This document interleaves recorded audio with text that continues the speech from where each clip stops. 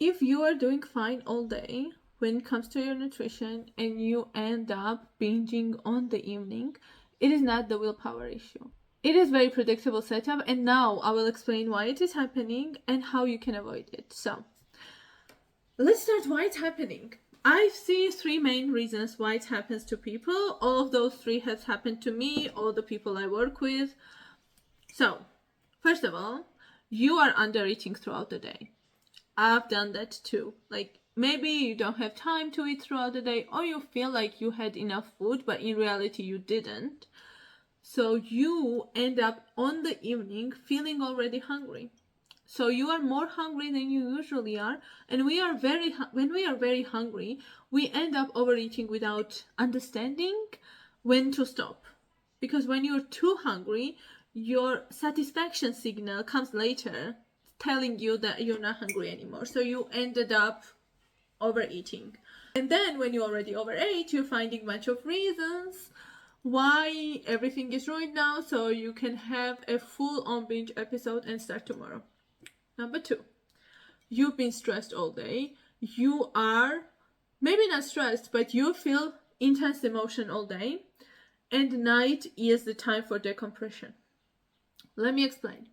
You know how in the morning when you wake up and you go out somewhere and you start feeling a little anger because something happened. Like it started raining. You feel a little angry. Then you went into the office and boss yelled at you. You feel a little more anger. And this anger piles up. And then evening comes. And this anger is so piled up that you don't know how else to decompress yourself except eating. And that's what you do. You end up having a binge episode on evening.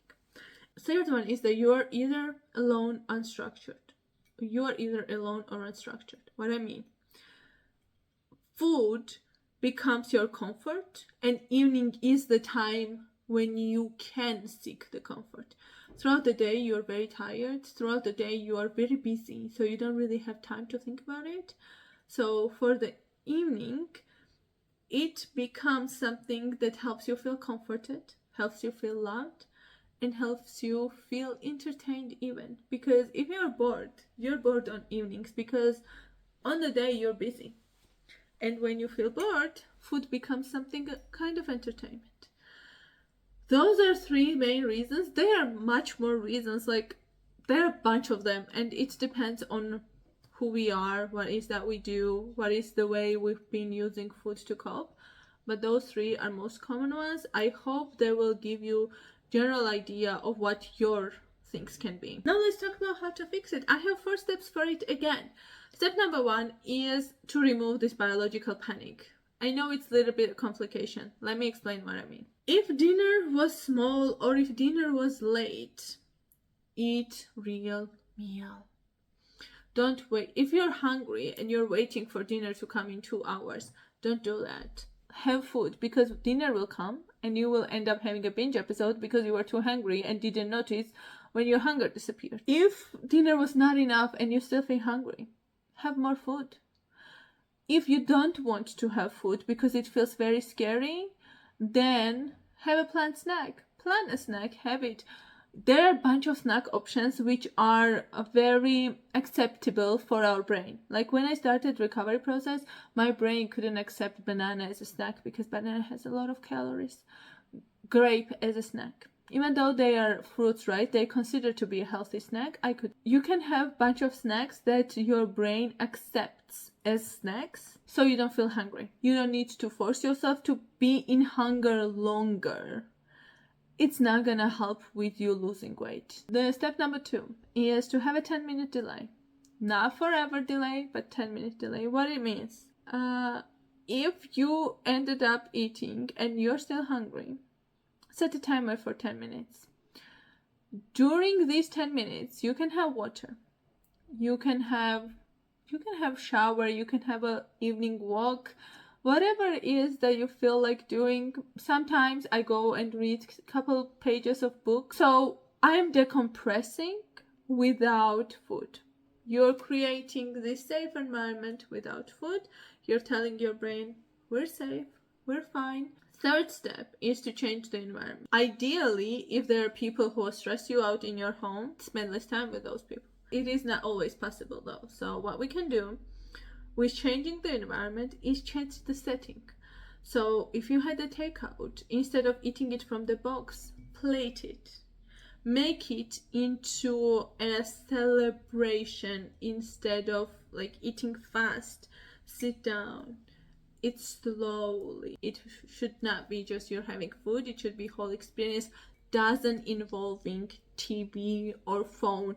You're not getting distracted. You're not watching the TV show and eating at the same time. Eating without distraction. Create these portions for yourself. Use the nice cutlery. Use pretty plates. Whatever makes you feel better about the food. If you are not sure if it is emotional need for food or if it is a physical need for food. By the way, I will be making this video for tomorrow, actually, how to differentiate between emotional and physical hunger, but for today. If you're not sure if it is emotional or not, ask yourself, what do I actually need right now? What do I truly need?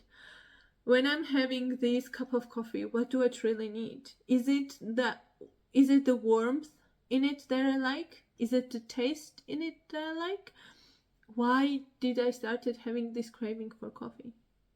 Or if you're having dinner, what do I actually want right now? Do I want food? Maybe I want rest. Maybe I want comfort. Maybe I want entertainment.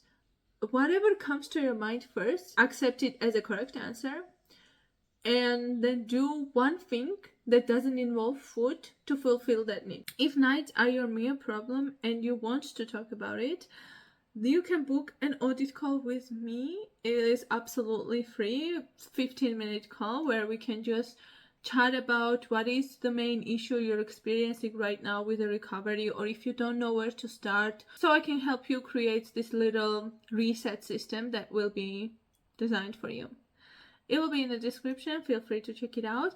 And you don't forget to check out the first 4 parts, because this is the fifth part of the video series I'm doing about how to start recovery from the binge eating. And I will be seeing you for the next one. Bye.